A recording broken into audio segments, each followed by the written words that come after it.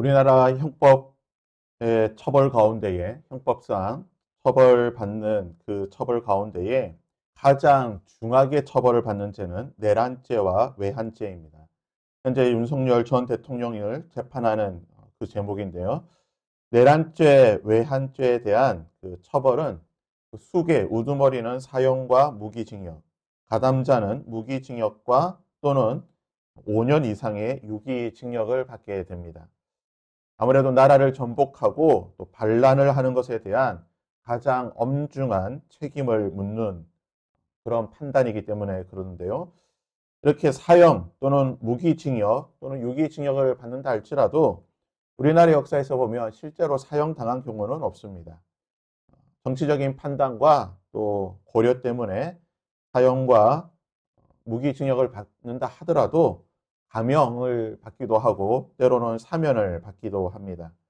그래서 현재 내란죄, 외환죄에 대한 일체 사면, 감형을 금지하는 그런 법안이 발의되어 있습니다. 한마디로 앞으로 내란죄라든지 또는 외환죄를 짓게 되면 결코 용서받지 못하는 그러한 처벌을 하게 될 것이다 라고 준비를 하는 것인데요. 성경은 우리 하나님에 대해 사랑의 하나님, 용서의 하나님이라고 말하고 있습니다. 하나님께서는 이스라엘 백성들이 광야에서 무려 10번이나 하나님을 시험하고 거역하였다고 말하고 있습니다.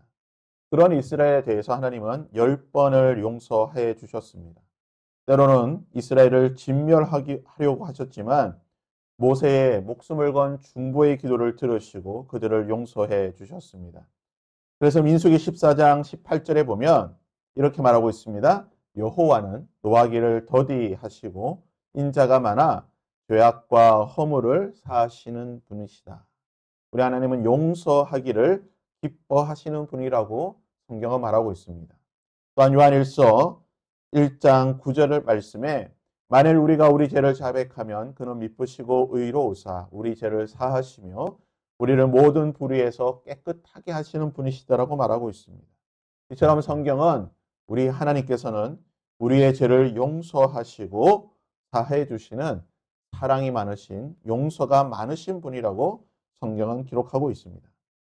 이처럼 하나님께서 우리의 죄를 용서하시는 분이시지만 그러나 성경은 우리 하나님께서 용서하지 않는 죄가 있다라고 말하고 있습니다.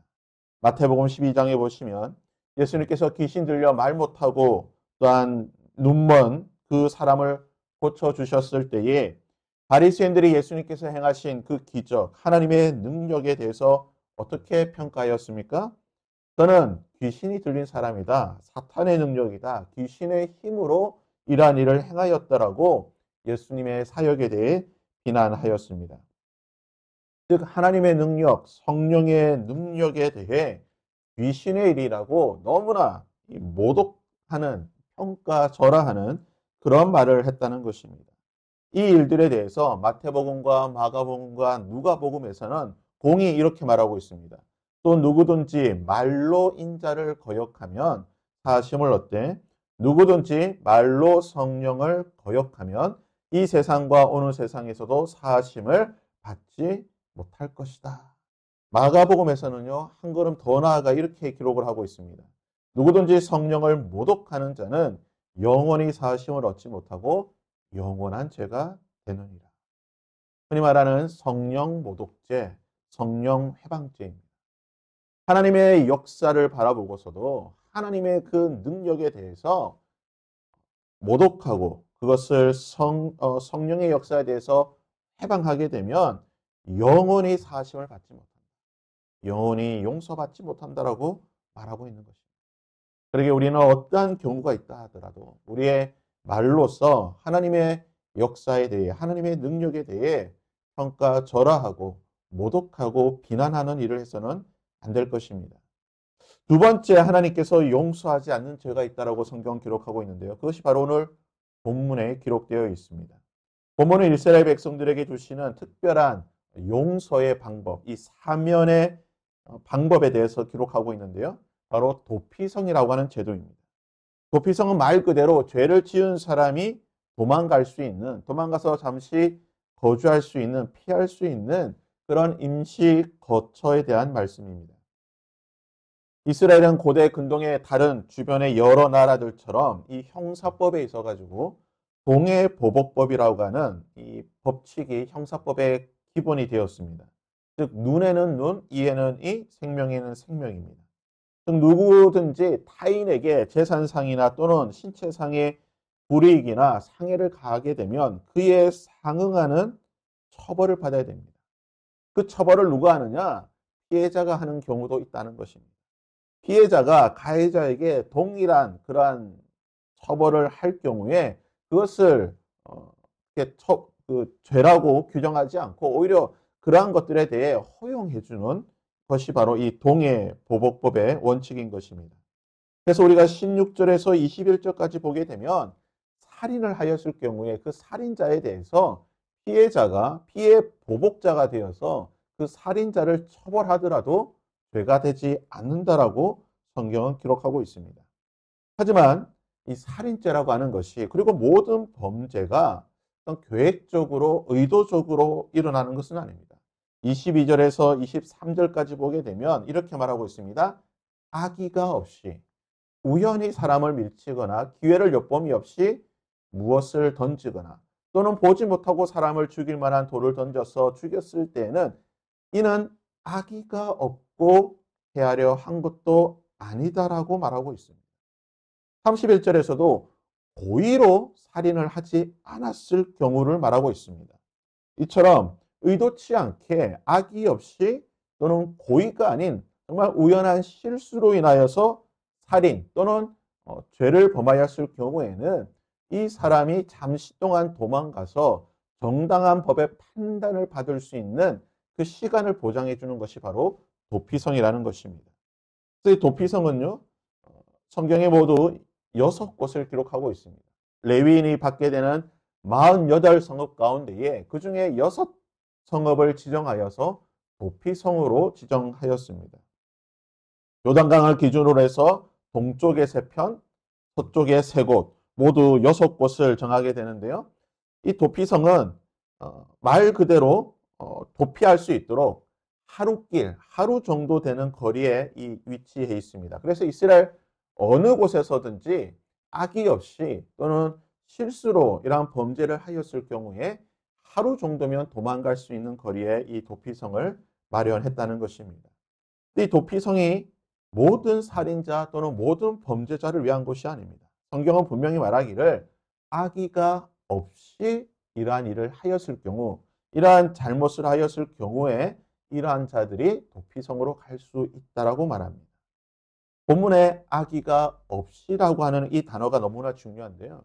이 단어는 모두 성경에 5번 기록되어 있습니다. 특별히 도피성을 말할 때 기록이 되어 있는데 이것이 악의가 없이라고 번역되기도 하지만 특별히 한 곳에서는 원수라고 하는 단어로 번역을 하고 있습니다. 그 본문이 어디냐? 바로 창세기 3장 15절 말씀에 내가 너로 여자와 원수가 되게 할 것이고 라는 이 본문에서 즉 하나님께서 사탄에게 너는 여자와 원수가 될 것이고 여자의 후손과 원수가 될 것이라고 말씀하셨을 때에 바로 이 악의가 없다라는 단어를 쓰고 있습니다.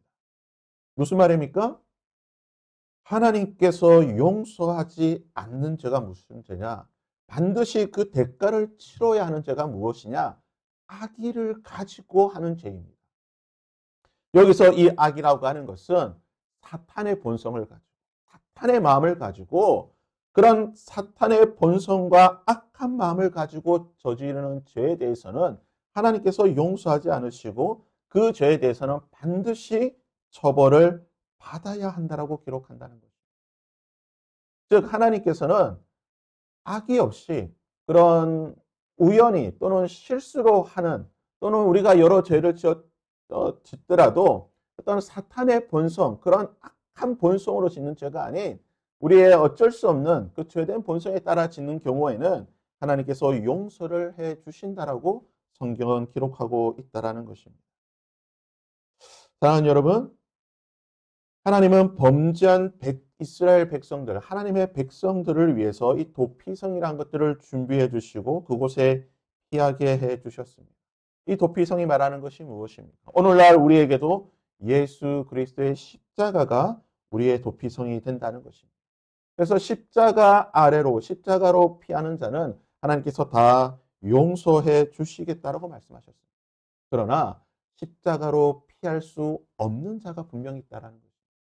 성령을 회방하는 하나님의 사역에 대해 하나님의 역사에 대해 악의적으로 사탄의 본성을 가지고 죄를 범하는 자에 대해서는 하나님께서 용서하지 않는다라고 말하는 것입니다. 사탄의 본성을 가지고 악한 마음을 가지고 성령을 회방하는 자는 하나님께서 용서하지 않는 도피성으로 피할 수 없는 자라고 하나님께서 분명히 경고를 하고 있는 것입니다. 우리가 하루를 살아갈 때에 또는 우리가 이번 한 주를 살아갈 때에 그리고 우리가 앞으로의 삶을 살아갈 때에 우리가 참 죄를 짓지 않고 살 수 있다고 하면 얼마나 좋겠습니까? 우리는 죄를 짓지 않기 위해 노력하고 죄와 싸우고 그러한 거룩한 삶을 추구하고 살아가야 할 것입니다. 그러나 우리는 연약한 자이기에 때로 쓰러지고 때로는 우리의 유혹에 굴복하여서 죄를 지을 수밖에 없을 것입니다. 그러할 때에 오늘 본문의 말씀처럼 악의 없이 고의가 아니고 사탄의 본성을 가지고 그러한 마음으로 죄를 짓는 것이 아니라 정말 우리가 어쩔 수 없는 연약함으로 인해 죄를 짓게 되는 그러한 우리의 연약함이 죄를 짓는 그러한 삶이 되어야 될 줄 믿습니다. 바라기는 우리가 죄를 짓지 않는 그러한 삶을 살 수 있도록 노력하되 혹이나 우리의 연약한 본성으로 죄를 짓는다 하더라도 악의 없이 사탄의 본성으로 죄를 짓지 않는 저와 여러분이 될 수 있기를 바랍니다. 그리고 혹시나 우리가 연약함으로 인해 우리의 죄 가운데 있게 될 때에 하나님께서 마련해 주신 이 도피성, 예수 그리스도의 십자가라고 하는 이 도피성으로 피하여서 우리의 죄를 용서받고 삶을 받을 수 있는 저와 여러분이 될 수 있기를 바랍니다. 오늘 하루도 도피성 대신 우리 예수 그리스도께서 피할 수 있는 저와 여러분이 될 수 있기를 주님의 이름으로 부탁드립니다.